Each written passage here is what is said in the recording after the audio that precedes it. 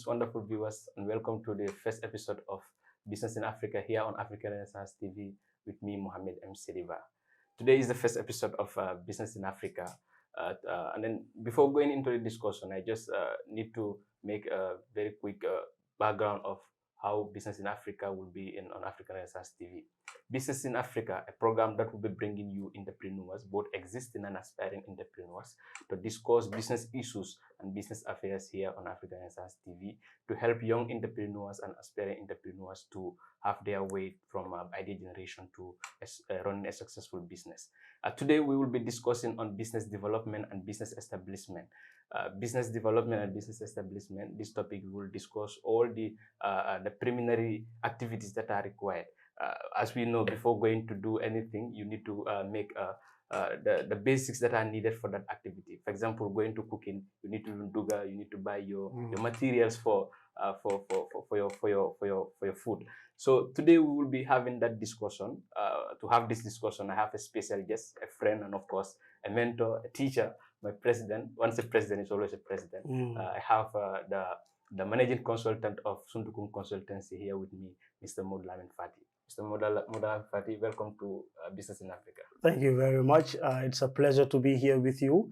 And then I feel that I should be proud of myself for the fact that we started this relationship somewhere outside the shores of Gambia. And then here we are, achieved what we went for. And then we are all doing our own bits. So it's good to be here with you in African Renaissance, and then greetings to all the viewers. Just stay tuned and let's see what we can disclose in terms of business development and establishment. I'm sure it's going to be a nice ride. Yeah, thank you so much. And I must say, I used to remember whenever I'm sitting in a platform, the first time I have to moderate a program, when we have our first webinar with Halifa Salah, you have been so much helpful for me to give me courage on how to do that moderation, as it was my first. Thank you so much, and thank you so much for accepting our invitation within this short notice. Thank you. It's a pleasure to be here. Thank you so much. And then now to our discussion. Before going into discussion, we need to know who Modlamin Fati is. Who is Modlamin Fati? All right, Modlamin Fati is a Gambian, born and bred, and then I live in Churchillstown. Did my early schooling as every other Gambian young person would do, and fortunate to have education. Nursery school in Nyakoi, then went through the ranks to Sarakunda School, lower basic school. Then, this issue of private schools started coming into the Gambia by some Nigerians and stuff. So our parents were of the view that if you go to a private school, that is when you will speak a better English language. So, but I think that was the opposite for me. When I was in Sarakunda School, I was passing my exams. I was the darling of my teachers. But when I went to this particular private school, things started to turn upside down. So, but in the end, went to St. Teresa's, where I started my leadership journey and my advocacy journey, because it was a very good experience for me. St. Teresa's from grade 6 to 9. And then from there, we went to Nusrat Senior Secondary School. And high school after that, worked at IOU as a teacher's assistant, still with IOU, but on a part-time base now, and went to India for my bachelor's in business administration. Yes, and then here we are. After bachelor's in business administration, what should we do? Should we go and then lobby for something? No, we should start obviously something.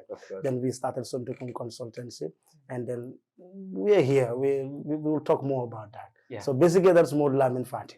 Yeah. So and then we must add this. He was also the president of Gambian students in India for the 5th Executive Council, where I served under him as Secretary General, and I'm always proud of being a Secretary General. It was a good one. It was a good one. Talking about Suntukung Consultancy, what is Suntukung about, and then why the name Suntukung? Well, Suntukung, actually, this name is It's actually difficult on the lips of other people. And then sometimes people would say that when you are establishing a business, that you need to get a name that can be appealing to everybody, which is very, very true. I wouldn't deny that. But sometimes you would also get a name that is also appealing to the environment of the people. Sure.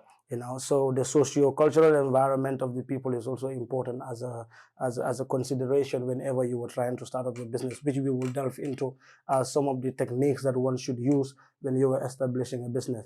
So Sun Tukung is the name of my grandfather, and I love this man so much. I've never seen him, and he has never seen me, but I am sure that he anticipated to have seen me. But when destiny comes, obviously we all have to go. And then, so my father told me a lot about him. He has been a poor man his entire life, an imam in the community, and then, but him being poor does not mean we can't have a lot of businesses named after him to create more avenues for rich people to come. So it's Sun Tukung Consultancy today, but I give you that we would have Sun Tukung mini markets, we'll have Sun Tukung travel and tours, we'll have Sun Tukung coming up. Yeah. And eventually we can have Sun Tukung group. So Sun Tukung groups. Yeah, so but what we do here for now is we mainly focus on two things. Our line of business is on two. There is business development and coaching, which includes business pitching skills that we train some of the young entrepreneurs that want to get into business, because we believe that business right now, lobbying is something that is very, very important. And in that lobbying, you need to know how to pitch. And pitching that idea is to convince even that one person, even if it's going to be your father, your mother, if you can't convince that next person to believe in the idea that you have, then you can't sell that idea. So that is the basic level that we started. That is pitching, and also this pitch deck development. If you want to go in a more professional way, some other competition you go to, they will be asking you to develop a pitch deck. So pitch deck generally would have 13 slides. Okay, so that is the standard. So when you get that pitch deck, you have everything mentioned in it. It will be easy for people to consume that particular idea than going to write a 35 page business plan where people wouldn't have the time to read it. So we just coach and then help these young entrepreneurs to go along that line. And over the years, we've got some few clients, and then they have given few positive feedback. You can go to our Facebook, the feedbacks are also there. Yeah. Then the other line of business is the study abroad. And fortunately today I just wore the study abroad t-shirt. All right. So the study abroad is in a way that we help students to get admission in universities outside the country if you want to study abroad or if you want to study any other thing, but at relatively budget friendly cost. Because if you can't have education here, or you want to study abroad with other opportunities, sometimes the cost factor of it can be something that can send the people away. Sure. But we make sure we partner with universities outside, and these countries that we are looking into these days are Canada, and also some universities in Asia, most especially India. Yes. So maybe this is going to be the platform where we would announce that our Canada services are now up and running, and then hopefully the flyers will start running outside there. Sure. I think we were talking about the products of Sun Tukung. Sure. Okay, now talking about helping businesses, because I believe in the consultancy is about guiding people to achieve their dream, right? Guiding people to establishing a business from idea generation to running a successful business. Now, what are some of the qualities you think someone needs to get before venturing into business? Well, most of the times when I get a call, some people will call me. I need to have. Can you give me an idea? I have money. What business should I do? Perfect example is my cousin. When I was in India before I came, she called me. I have $50,000. What do you think I can do? So, okay, that is $50,000 lying down there. I cannot even meet some of my variable costs. I could just tell her to just give me the 50,000, let me invest it in. But that might not be her passion. That might not be what she would want to do at her own, leisure hours. So I cannot develop an idea for anybody. That is first thing I tell you. If you want to start up a business, you must be passionate about something. You must have something in mind that you definitely want to tackle. Sure. The moment you don't have that idea yourself, whoever gives you an idea, if you have a breakthrough in it, then that's fine. I can't tell you that I can give you an idea, you have a breakthrough, no issues. But majorly, if somebody gives you an idea, hardly would you be able to make a breakthrough out of it. So if you call or if somebody asks me, or if I would going to answer what you're saying, that is that what should you do first is to develop an idea. Every business must start at an idea stage. When the idea is right, you start talking to yourself, you start convincing yourself. Number one is key. Once you're able to convince yourself, talk to one or two people that you feel that these people would understand what I am going to tell them, and they wouldn't be a competitor to me if in case I share my idea to them. Right now, one of my uncles just calling me before I came. He said, I have this business idea, but anybody I share it with, I'll kill you after I share it with you, because I've shared one or two business ideas. Now it is up and running. You get the point. So that is the first stage, and that is what the idea stage. Once you get the idea right, then any other thing will start coming on board. Sure, idea must be the first before entering any business. And no idea is small. Once you are at the idea stage, don't discriminate anything. Sit down, have your pen and paper or pencil, most preferably pencil, so you can erase. All right, but whatever that comes in your head, don't discriminate, don't discard anything. At the idea stage, you don't discard anything. Everything that comes is welcome, because you will get to a point where you'll have to do a feasibility. And that feasibility are other contributing factors that are behind, that are there. Some are under your control, some are under the control of other factors that is beyond you. So you'll have to come at that and then see which one of these can I be able to go ahead with. But at the idea stage, that's where a lot of people fail from the idea stage. Because at the idea stage, you start critiquing yourself. No, at the idea stage, everything is welcome. If you want to build a castle in the air, yes, at the idea stage, yes. But when I get to the next stage of the feasibility, that is when now I start to question. If I want to do this, what about the cost? What about the targeted people who are going to benefit from this? What solution am I going to get out of this? You know, what is the policies that are there, the government policies, what are, that are, you know, on those policies that are underlying in that particular industry? Who are the, who is there any other person who has done something similar? What challenges have the person encountered? What can I learn from him? What are the prices that he is offering? What else can I offer next? So some of those things come later. But the moment at the idea stage you start thinking all those things, you can never make a business. Sure, that's very right. Idea is very important, and then must add this. Idea has to be coupled with passion, and also definitely it has to be coupled with passion. That's if it is not coupled with passion, it can never work out, because at the end of the day, the passion is what will move you. Sure. Because look at me, I have another job that I am doing, but this other thing is also on a part-time. So if I am not passionate about what I am doing, obviously some of the meager salary that I am getting, I'll just say that's enough. You get the point. So, yourself as an example, you hosting this particular show on African Renaissance, this is not your bread and butter income that is giving it. In fact, I'm not sure you're even getting income right now. So that is an opportunity for people to sponsor this program, so you can also see how best that can go ahead. But you're passionate about this. You are not interested in whatever income that would come for now. So it is the passion that this is entrepreneurship. This is business development. Because if we're talking about business in Africa, all right, now you're talking to me, Suntukung, here in Gambia. Who knows, tomorrow one of your guests can be someone in Liberia. And this particular platform can fly you to Liberia to go talk about that. We have seen the YouTubers. We have seen people that will go all around. They're making businesses out of platforms.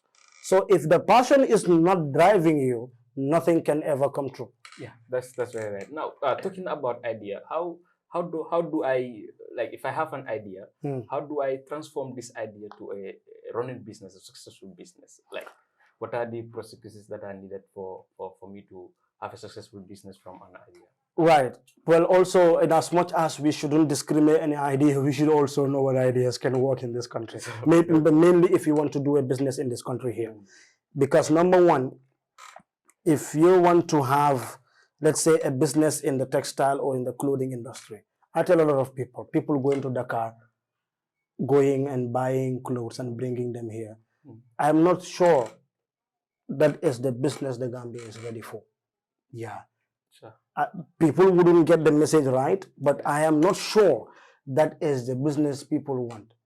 So any idea anybody would want to, get into, or any industry that you want to get into, you must make sure that you get into a business that is of production base. If you are not producing, but we're just trading, Man, that is not what the Gambia wants right now. So if anybody listening right now and you want to engage into a business or you want to have idea, look into production, look into something that is outside buying and selling. Sure. Produce, add value, then sell. And sell. So you get the point. Yeah. So if you get that idea now, next step is to talk to one or two people that you trust. Tell them, I have this idea. What do you think? And don't let them kind of do the Gambian style. Hey boy, abe sorti la kana kudang business solo mi jang kuwat silang. No. No, don't allow them to get into your head. That no, don't worry, you have some people come to me, you are very smart. I'm sure you'll be able to go ahead with it. I'm still having challenges with my business. So, but when you talk to them, let them critique you. Let them ask you questions. So if you're able to defend those questions, not like for the sake of defending, but self-criticism is virtue. The moment you're able to get that done and you know you are able to answer at least 60% of the questions, no problems. You don't need to answer all 100. Now get a pen and a paper. Get a pen and a paper, start drafting them. Now this is the idea I have. Now who will buy this particular idea? Because you must be able to transfer that idea to someone. So who are those people? So define those people. If I am starting a transport company, who am I going to transport? Or what should I transport? Should I transport goods? Because Gimpex would be a competitor. Yeah. So if I'm transporting goods, now how can I be different from Gimpex? Because Gimpex, those people that are transporting, the taxi baggage things. Sure. So how would I be different from those people? So, but these are the people that I need. That is school children, maybe. I'll be transporting school children. But okay, school children from what age to what age? Keep that aside. Then move. If I get school children now, then you move to the next ladder. How much should they pay for this? Or what value do you think these people would have if I provide them this? Because that is the only thing that the customer is paying, the value that he or she is enjoying. So you make sure you get that value, that idea, then that's it. The funding, wait. Okay. The funding waits later. Then you start.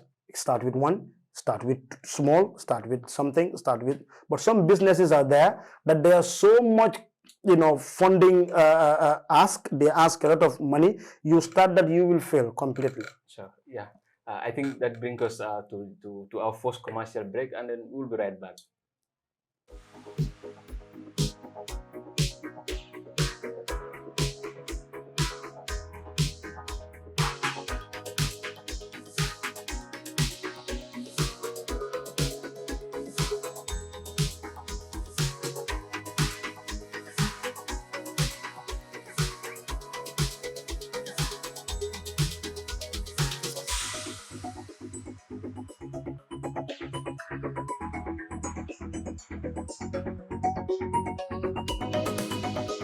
Welcome back, wonderful viewers. Well, this is Business in Africa here on Africa Renaissance TV with me, Mohammed M. Seriba. We were discussing about the preliminary stage of business registration, and then we've talked a lot about some of the dugas that are needed for before registering a business. So now to the main topic at hand here. What are the steps that are required for before registering a business? What do you need to do? What do you need to have for the registration of a business in the Gambia? So that's a good one, and then we also welcome the viewers back. So after having the idea and identifying who these consumers are going to be, people that are going to utilize your business, then you are able to know that. All right, and then you're able to identify that, okay, this is a place I will be able to operate. Sure. Where would I be able to operate and access these people that would utilize my business? Once you get that done, you have little funding to start. That is your working capital. Even if it's going to be 10,000, if it's going to be 5,000. So gone are the days when people will tell you that, okay, with $50 you can start a business. Man, you can start trading. All right. I'm not saying trading is not a business, but when people talking about business development, it is not, the buying and then selling. So the buying and selling can lead you to becoming a manufacturer later on. Okay. But the aspect of business we are talking about here wouldn't get you there. So after you get all these prerequisites and they're done, you have little working capital, then you can approach the government, and that is the Ministry of Justice. The Ministry of Justice here in the Gambia is the body that is responsible for registering business. So you need to have your the person who is registering, or the people that are registering, their national ID or your passport or driver's license or whatever, and you pay $500 for the registration. You need to have a team number from GRA, Gambia Revenues Authority, and then you go ahead and then register your business. So once you register it, it is important for you to have a business account, because if the people need to trust you that this business is different from you and that is in line with the business entity concept, where the business and the people that are running it are separated, so that your bank account would be separate, and then when funds are coming in there, it would be a fund that is dedicated for the business and not for your personal consumption. Even though sometimes most sole proprietors, whenever money comes into their account, they'll always use it for some other things. But the good practice and the advice would be that immediately, do not have to waste time. There are a lot of financial institutions that are there. I don't have to name their names to provide marketing for them, but there are a lot of financial institutions that are there that you can always open business accounts with them. So based on your cash flows that are in and out, because that is very, very important for access to finance.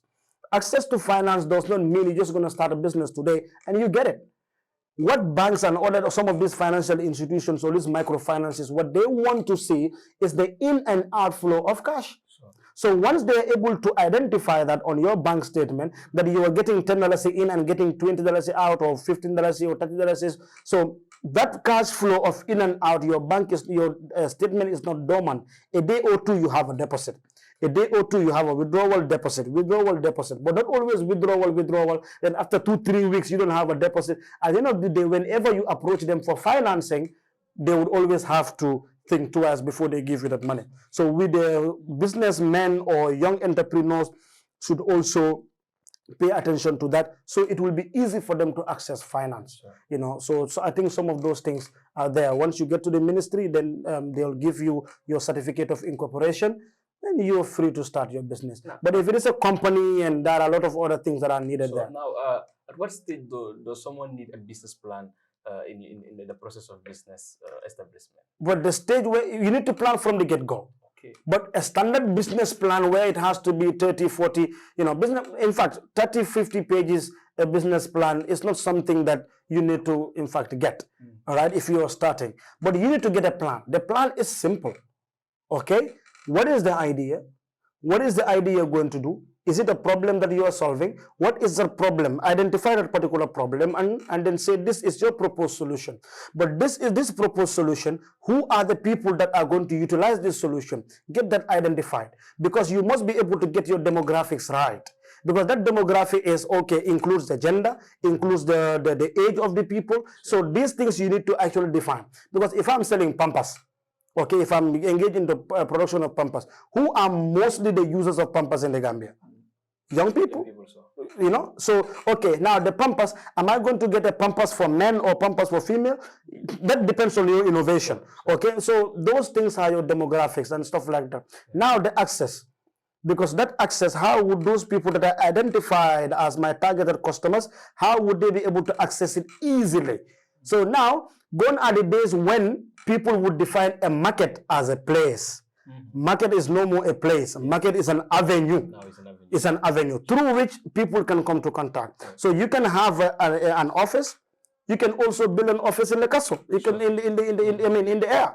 So that access is also very, very important. But the plan per se, you don't need a cumbersome plan, a well-written plan when you are starting. Just try to identify these 4 or 5 things. That is the idea, the problem solution, the solution that you are proposing, and then the people that are going to benefit, and then the access point where they will be available. You're able to meet them, they're able to meet you, they're able to pay for the service. Yeah, that's very important. Yes. Now, what are some of the misconceptions that people have towards business establishment? Many people might have a concept, an idea that they want to start a business, but then there is this one thing, or there is these things that they haven't in mind that is serving as an obstacle for them to have a business. Well, the main factor that actually, for me, I'm not going to say it's fear. It's actually, like you said, it's misconception is finance. A lot of people, because, okay, boy, the mabuga start business, but no, that shouldn't be. Finance is the last point of view. If you look at business model canvas, finance will be 10. Okay, if you look at business plans that you look at them in a pitch deck, financial statements are always below. So meaning whenever they are always below, so the 4, 5 slides, 6, 7 slides are the most important things. Because if your idea is appealing, people will fund it. People will fund it. So, but people in this Gambia, most young people will talk about is the challenge that they will put in their head is finance. But the challenge that people should have in terms of business is, would I get a sellable idea? Most ideas are not sellable. Most ideas cannot generate money for you. So this should be the challenge instead of thinking of, okay, I have this idea, but I don't have finance. If you ask them what is the idea, now be like, I'm one of them Dakar subway in the I have time. They can be a have time. So we can't invest. Like last time I was saying, Abaya sellers are... Yeah, Abaya sellers are everywhere. I saw one of my friends, he posted Facebook and then WhatsApp. Everybody is selling. Everybody is selling. So therefore, what would be the challenge now is we are creating it ourselves because we want to do what every other person is doing. So the misconception here is that people want to get into business that is asking for too much money. They're afraid they can't get it. Some people will talk about access to land because there are certain businesses that are there that you need land to operate. For example, if you want to get into production, you need land. You need access to land to do it. You want to get to mining, you need to have somewhere to go. You want to get into petroleum, you need land to do it. You want to get into commercial agriculture, you need to get a land to do it. So some of these people will be thinking, no, sometimes I wouldn't get an allocation from the government. And which is true sometimes. There are a lot of Gambians who want to do a lot of things, but because some things are not going back, they wouldn't be able to have access to land. So we need to be able to get those things away from it. Then those misconceptions, most of it would be erased. Well, also one thing, one thing. The one misconception is I start a business, I name myself a CEO, tomorrow I'm driving a Range Rover. It's not going to happen. You want to have profit. It's not going to happen. I paid fair, but past that duga boy no feeling. And I'm gonna pay fair to go do those things until the next 1 year, 2 years. I believe another misconception people have on business is people, they think when you get into business, then immediately you should start having money. You should start having money. And you should start cutting off your relationship with people. When people call you, be like, boy, man, I'm busy. No, those people calling you. So are your clients? Are your clients. Of course. You can always use them as your clients. Customers are everywhere. Customers are everywhere. But, sometimes everybody wants to be CEO. And then if everybody wants to be CEO, it wouldn't be helpful. This country, we must face it, we are not serious. Young people in this country, we are not. Only a few are ready. If we are ready, we can do it. We have more than 60%. Organizations will be sharing. Most of them, they're everywhere. But let's see. I challenge some of the other colleagues, I tell them, workshops that we are creating and some of these things that we are doing, take that 100,000 that we have allocated for food and refreshment. Take 1 or 2 people from that organization, give them, club them, and make a partnership. We cannot afford to have single sole proprietor businesses in this country. It's not possible. Take that chicken producer in Jarasoma, club him with another person in Kiang. Put them together to have a mass production. This is the kind of idea that we wanted to bring in Gambia when we were an executive. Exactly. The fields, people in the same field together. So they can be together. So those concerted efforts would bring in something. For example, the government will talk about import substitution. Import substitution is very, very important. What does it mean? It means that producing in-house what is also imported from outside. So we would stop importation. Now we have projects giving poultry production to a lot of young people. No problem. Good idea. But club them. Get them together so that they can club them so they can have a mass production. Let this one be because poultry there's no lose. Definitely. even the Sisa Tio Famu Kodol, Sisa Boom Kodol, Sisa Kilo Kodol, Sisa Fam Sumo Fam Kodol, well Fam Kodiba Fam. Now club them. This one is selling chicken. Now if you club them, one other person will focus on Sisola Tio, well, Sisa Kilo. Somebody else will focus on that. Now what would happen is the government will now start to step in. Sure. But first we need to club them. Sure. Once we club, we look, we make a study and understand that this is the total addressable market and this is the serviceable market. Now, once we know this is the addressable and this is the serviceable, that difference, we see how the government can support that. Now, the government supporting that is what? Is to make sure that they are also serious about import substitution.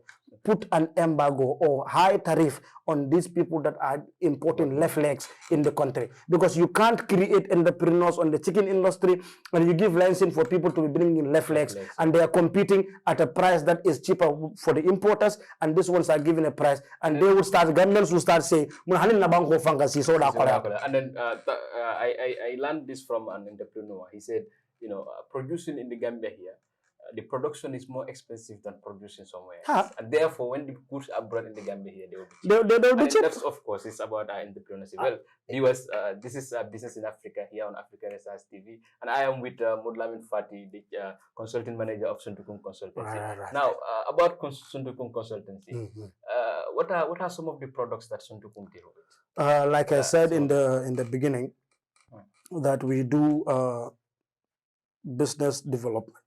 We train young entrepreneurs who aspire, who ask for our service on business development, that is pitch deck development and also pitching techniques. All right, this is one aspect that we do. And then the other thing that we also do is business research.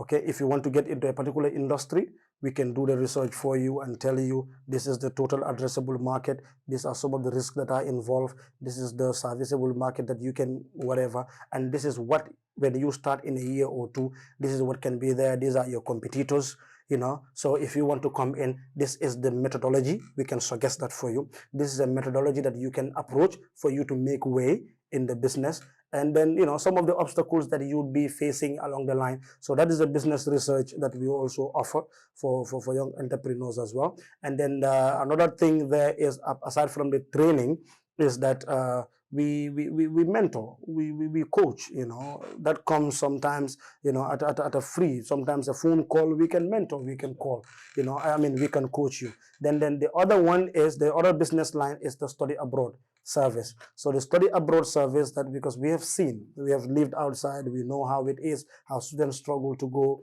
outside of the country and study. And then most importantly, even if you are able to go outside and study, but are you going on the credible agency or are you going through a sham or a scam agency? So this is why we also put it part of the services that we provide, that is to help students to attain university education outside of the Gambia. So our model in that particular way is different from what other agencies would do, because we believe that just going online and then searching universities randomly and then applying, everybody can do that. Sure. You just go online and then you don't need to pay anybody to do that for you. But for us, our model is we build partnership with these universities so we can be their recognized agency in the Gambia. Sure. So that we are part of your journey from when you start with us by sending us your credentials to when you will fly out of the country to go to when you would be awarded your degree and come back. We are part of your journey because we have that partnership with that university. So any obstacle that might come your way, we shall influence and then be part of solving that particular problem. So basically, this is about Suntukung Consultancy, and the countries that we are looking at for now is India and Canada. Yeah, in the Asia and then America. So that is India, Canada. So in India, we have the ICCR scholarship is out, which is a government fully funded scholarship. So students can apply for themselves anywhere. But if you come through Suntukung, based on our experience, we'll be able to apply it for you, choose the universities that are there for you. Some of these universities that are on the ICCR, I stepped my foot there. I went there and I interacted with the international department. So some of them have given assurance that once your Gambian students apply, we'll be able to give them them admission, but the scholarship depends on the government to do. So these follow-ups we are doing, even this morning we had a talk with some of them to make sure that, you know, we are having a lot of students that are going to apply to your universities, because they also have an interest that whenever they have students going there with the government subvention and stuff. So another one is what I'm gonna call it, Canada, that is also there. But with Canada, what we will do for you is that we will get you the admission. Okay, once we get you the admission, and then we can help you to apply for the visa. And then that admission that we get for you, once you apply for the visa, if you don't get the visa, your funds are fully refunded to you. But when you get to Canada, you were able to work, you were able to do something for yourself, and then keep your cool. Yeah, this is Sundukun Consultancy. Yeah, Reliable basically. at your best. Reliably at your best service. Your best service. Yeah. Okay. What are the means that people can contact you if they want to get your services? Yeah, you can call me on 7130939. That's not on WhatsApp, but when you call me, that'll give you my WhatsApp. And you can follow them on Facebook. Facebook at Suntukung Consulting, and you can send me an email on suntukunghaidara@gmail.com. Okay. Viewers, this is what we have for you. This is what time can bring us far. So thank you so much for joining us. See you next time on Business on Africa on African Renaissance TV. This is Business in Africa with me, Mohammed M. Sediba. Thank you, and see you next time. Thank you very much. Thank you.